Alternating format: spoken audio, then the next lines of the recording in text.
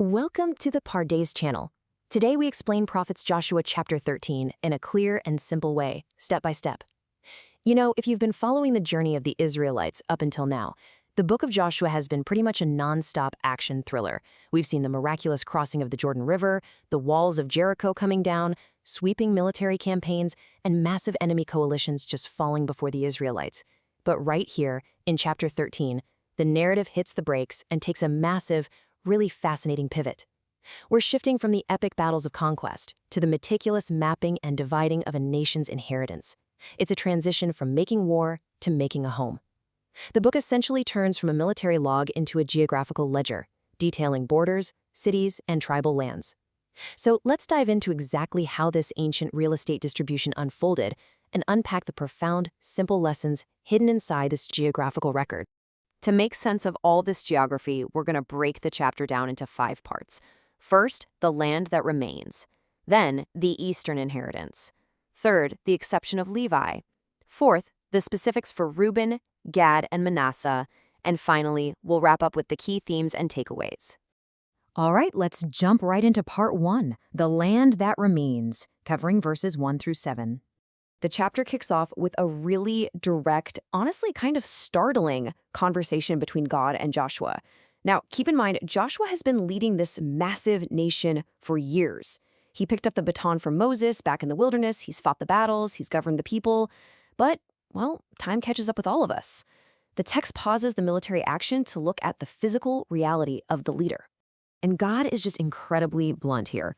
Verse 1 literally starts with God saying, "When Joshua had grown old, the Lord said to him, 'You are now very old, and there are still very large areas of land to be taken over.'" I mean, wow, talk about a reality check. It's this beautifully grounded moment. God is contrasting Joshua's mortality and physical limits with the massive scale of the unconquered land still left to claim. God is essentially telling Joshua, look, the mission is going to outlast you. He won't live to see every single battle fought. His job now isn't to swing a sword anymore. His job is to draw the map. Then in verses 2 through 6, God outlines exactly what's left on the to-do list. He starts ticking off these unconquered territories, mentioning the regions of the Philistines and the Geshurites. He points out the area from the Shore River, way out east of Egypt, stretching north to Ekron, which is Canaanite territory. He lists the 5 major Philistine ruling cities, Gaza, Ashdod, Ashkelon, Gath, and Ekron, plus the land of the Avites down south. Then he points to the Canaanite land up north, from Mara of the Sidonians all the way up to Aphek, and the area of the Gebalites, and all of Lebanon. It's a huge tract of land. But God makes a definitive promise here. He says, I myself will drive them out. And then in verse 7, he gives this absolutely crucial command. Divide this land for an inheritance. Basically, hand out the deeds now, even though the Israelites don't fully control it yet. That takes some serious faith, right? Distributing a promise before it's a physical reality. Okay, moving on to part 2, the eastern inheritance, covering verses 8 through 12. So the text hits the pause button on Joshua's current timeline in Canaan to remind us of some really important recent history. Back before Moses died, the tribes of Reuben, Gad, and half the tribe of Manasseh looked at these gorgeous, fertile lands on the east side of the Jordan River and said, hey, we have a ton of livestock. Can we just settle here? And Moses agreed. Verses 9 through 12 detail this massive chunk of real estate. It stretched from the Arnon Gorge, covering the whole plateau from Medeba to Dibon. It included the entire former kingdoms of Sihon the Amorite and Og of Bashan. Moses had already defeated these kings, and now Joshua chapter 13 is officially ratifying that older property deed. It's a perfect split when you think about it.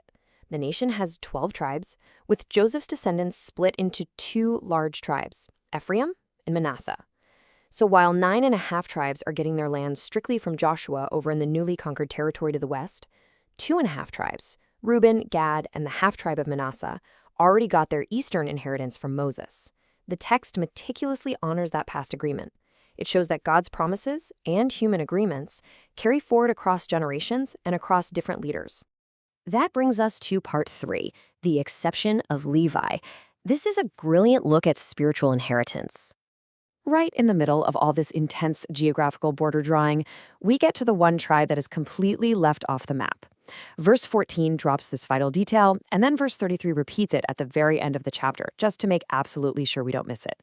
Verse 14 says, "But to the tribe of Levi he gave no inheritance, since the offerings made by fire to the Lord, the God of Israel, are their inheritance." And then verse 33 echoes it perfectly. The Lord, the God of Israel, is their inheritance, as he promised them.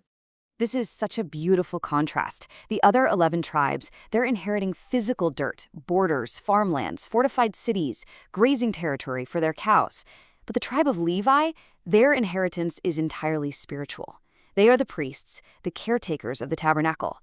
They don't get a contiguous sovereign state of their own. Instead, they're scattered in specific towns throughout the other tribal lands. By having God himself as their inheritance, they served as a living, breathing reminder to everybody else that, yes, the physical land is a blessing, but God is the ultimate provider and the true source of their security. Let's move to part 4, Reuben, Gad, and Manasseh. We're going to get into the specific borders for those eastern tribes. Verses 15 through 31 get really specific, because the text does not want any confusion about who owns what. First, Reuben gets the southern territory, from the Arnon Gorge across the plateau, including Heshbon and all those towns that used to belong to Sihon the Amorite. Then, moving north, Gad gets the middle section. Their territory includes Gilead, the Jordan Valley, and stretches up to the Sea of Galilee. Finally, the half-tribe of Manasseh, specifically the Machir clan, gets the furthest north territory.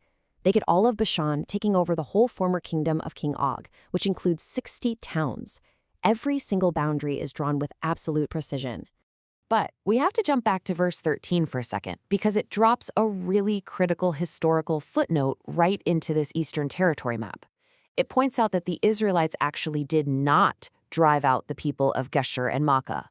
They continue to live right there among the Israelites. So just like Joshua had unconquered land in the west, Moses also left pockets of unconquered land in the east. It's an honest, unvarnished look at their history, a reminder that the conquest was progressive and, yeah, sometimes stubbornly incomplete. And tucked right into the middle of Reuben's border descriptions in verse 22, we get this wild historical callback. It mentions that during the battles, the Israelites put to the sword Balaam son of Beor. Remember him?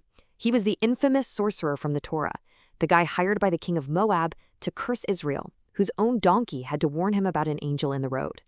Because Reuben was inheriting the land where those Midianite kings used to operate, the text ties up that historical loose end. It's a powerful reminder that God definitively protects his people from everything, both physical armies and spiritual adversaries.